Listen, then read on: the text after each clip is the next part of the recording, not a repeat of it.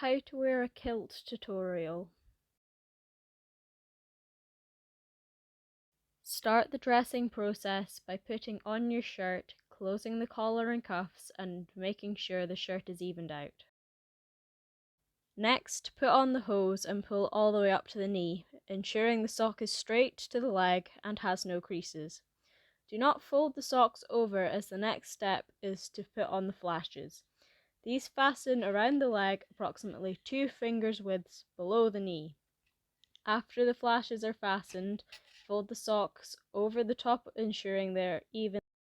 Start by pulling both laces up and away from you and twist around 4 to 6 times, ensuring tension is kept throughout.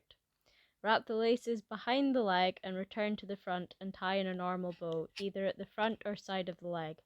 Your laces should sit below your calf muscle, this way they shouldn't fall down. Now place the ski and do in the top of the sock at the side of your dominant hand. Wrap the kilt around your body, keeping the pleats at the back. The kilt should sit around your navel. Cross the right hand side over first and feed the strap through the gap in the material and fasten the buckle on your left hip. Then cross the left hand side over and fasten the buckle on the other side. The kilt should be fastened tightly around your navel. Next, please ensure that the kilt is centered. Some kilts have a center line to follow, but if not, make sure the front panel is sitting symmetrical to your body. If worn correctly, the kilt should be sitting just on the knee at the front and sit in the crease at the back. Next, put on your tie. If it is a standard tie, this will need to be tied. We recommend a double Windsor knot to ensure the tie looks best. If it's a bow tie, these are fastened by a clip and a hook on an adjustable strap.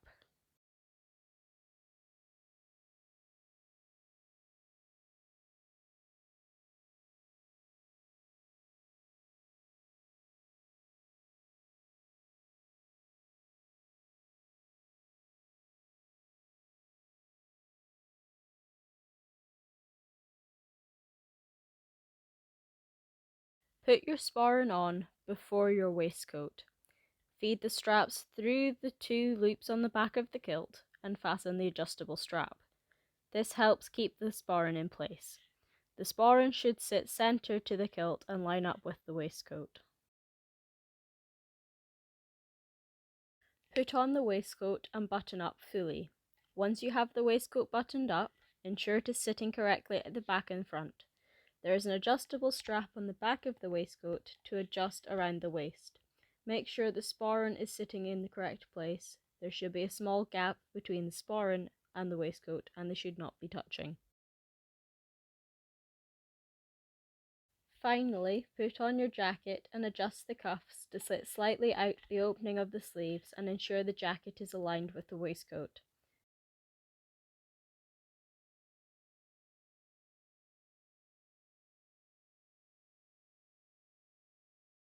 And now you are fully dressed correctly in your Highland outfit.